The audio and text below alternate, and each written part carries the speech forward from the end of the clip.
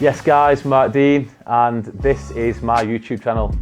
It's been a long time coming. I've been wanting to do it for a while. I know everybody's on the YouTube hype at the minute, so I just figured if you can't beat them, join them.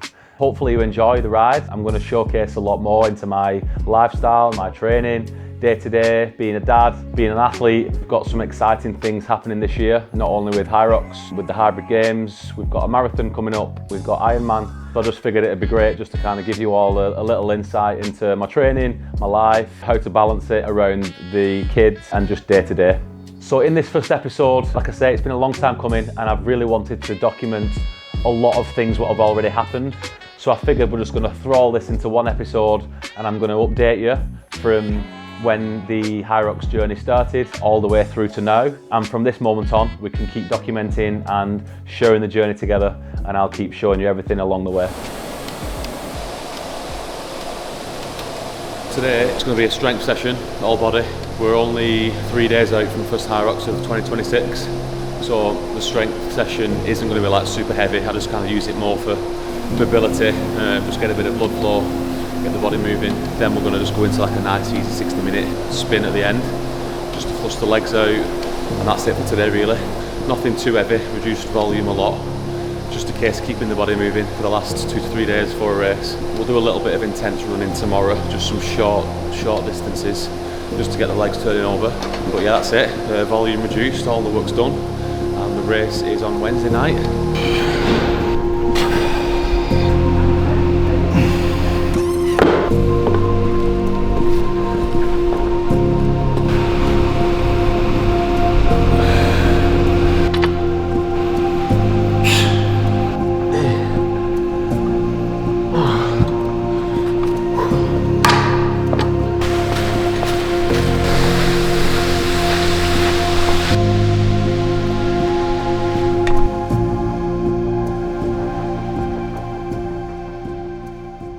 I feel like I've always been on a fitness journey. I'd say it started to be more professional once I quit my job, but before then I've always been on board with fitness. From being young, from being in school, I've always trained football, rugby, testing everything. I found that I wasn't really massive on team sports. I just found that I enjoyed doing things alone and doing things myself. So I then ended up getting into motocross. Started racing when I was 10 and I raced until I was around 19. So for 9 years of my life we travelled the UK, the world, Europe. We travelled everywhere doing motocross, really enjoyed it. Alongside my motocross training, believe it or not, it's a very demanding sport. You've got to be really physically fit as well as bike fit. My training involved was swim, bike and run. That was the background of training. Obviously went through all school racing, raced every weekend, did a lot of training during that. And then once I kind of came to an end with my motocross career, that then led me down the route of triathlon. So with the triathlon, obviously then came Ironman, because you're not getting any bigger than an Ironman. I then joined like a functional fitness gym with having a background as well of lifting weights, obviously the triathlon training. We then got into hybrid training, which really suited me really well. It was a combination of everything that I've done throughout the years, and I found that I settled in really well with it. And then Hyrox came along.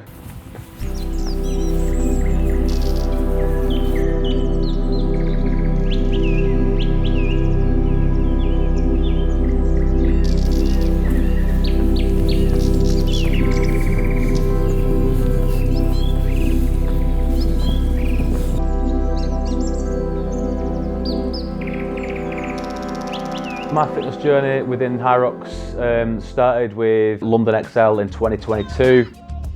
I actually won the first ever event without any experience. The only experience I had was a little bit of erg work and some running off the back of triathlon training. It obviously became very popular, so as that became more popular, I decided to go a bit more all in on it. Ended up doing pretty well. I ended up getting, at the time, it doesn't stand at the minute, but I ended up getting the British record in the men's open, which was a 56, which at the time was really, really good. 56 is now probably bang average for someone that's good, but at the time it was really good, so that was a nice memory to have. I went on to have a go at doubles. We actually secured the doubles world championship in 2023, I think 2 years ago. That was a big stepping stone into the fitness world and brought in a lot of attention and actually brought in the sponsors for me. Then we went on to the singles career.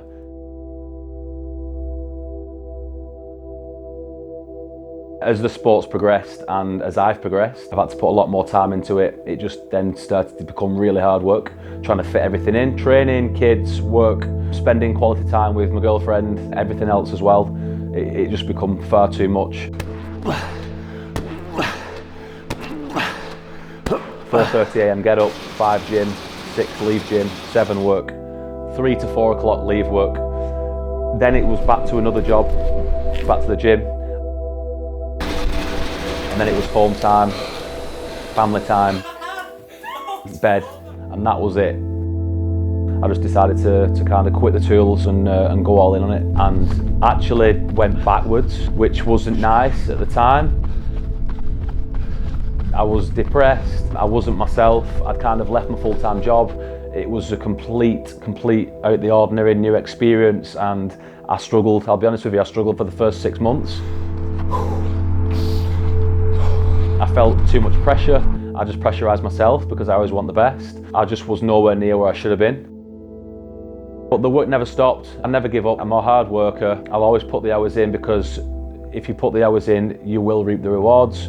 And that's where the journey started. From that point, I realised how much work it involved, and I went all in on it. I managed to secure my first sub 60 last year in Malaga.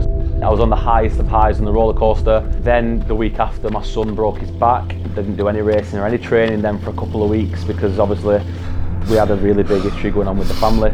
Then I had to come back from that. Luckily managed to keep within the sub 60 range. Managed to secure my first 56, which is an amazing time. But again, it's just bang average for the level I'm trying to be at now. Currently, I am doing pretty well. I've managed to secure a first ever spot in the Elite 15 singles, which didn't go to plan, but I took the chance anyway, because who wouldn't? Currently qualified for my first ever Elite 15 doubles with my partner Alan, so we're actually heading off to Phoenix in America next week for that. It's been a roller coaster. It's taken me 12 months to get to this point, but we're on a good level at the minute, and we're all just chasing that greatness and just chasing progression every week.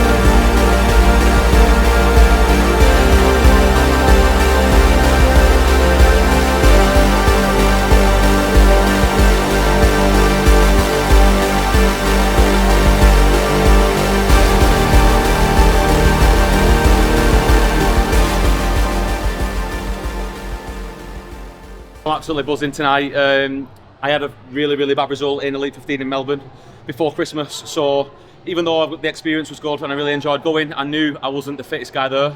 That kind of show on the night. So tonight was redemption for me. I really needed to put on a good show to prove to myself and prove to my family and my friends that I am worthy of being up front.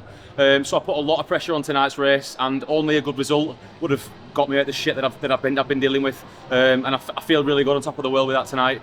It's a 2 minute, it's a PB overall, and it's 2 minutes faster than I was 6 weeks ago. So the work I've been doing has shown.